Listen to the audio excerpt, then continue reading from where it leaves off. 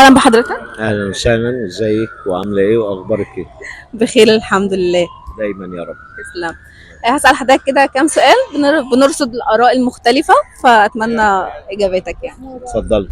أول سؤال، حضرتك أكيد طبعا وأنت صغير اتزرعت فيك قيم معينة والدتك زرعتها فيك. إيه هي؟ وبتزرع إيه في أحفادك أو أولادك؟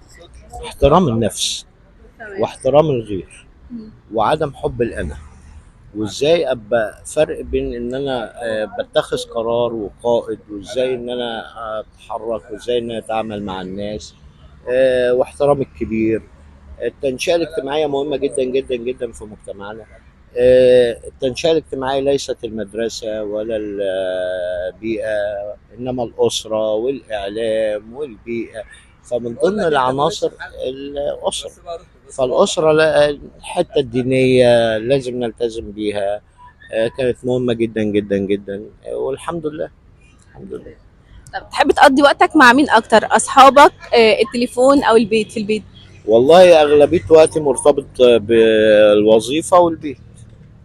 بالوظيفة والبيت. البيت له متطلباته واحتياجاته، أولادي لهم متطلباتهم واحتياجاتهم، والوظيفة لها متطلباتها واحتياجاتها. التليفون النهاردة عامل يعني أساسي.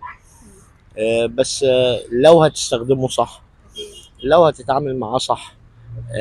انما مش عمال بقى تتفرج او تلعب ببجي. بس. تمام. لو أنت شخصية غير اللي موجودة حاليا تحب تبقى مين؟ والدي. والدي ثم والدي. كلمنا عن والدك بقى. والدي ربنا يرحمه ويحسن اليه. هو القدوه بتاعي. هو يعني عشان اقول انا، فكلمه انا دي معناها، انما الاساس، الاساس والدي. والدي يعني كان رجل في التربيه والتعليم. التنشئه الاجتماعيه نشأها لي من وجهه نظري صح. كمال لله. آه، حتى الأديان اختلفوا عليها، حتى الرسول عليه الصلاة والسلام اختلفوا عليه. فالناس هتختلف على بعض، بس أنا والدي هو قيمة وقامة اللي وصلني اللي أنا فيه، اللي هو عمل كل مجهود ما بيوسعه عشان أوصل اللي أنا فيه. وما بتحسش بقيمة والدك غير لما ربنا بيكرمك بأولاد، تبدأ تعرف مدى المعاناة اللي هو عاناها، مدى الحياة اللي هو كان بيربي ازاي.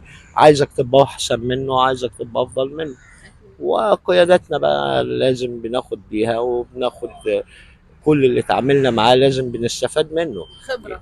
يعني البني ادم عبارة عن، من وجهة نظري، مجموعة نجاح وفشل.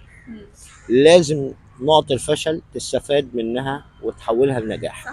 هي اللي إن... بتعلم. اه ايه اللي هيعلمك غير التجارب؟ التجارب نجاح وفشل. صح. وبتحط اهداف، اهداف بتسعى ليها، وربنا بيكرم. ربنا بيكرم.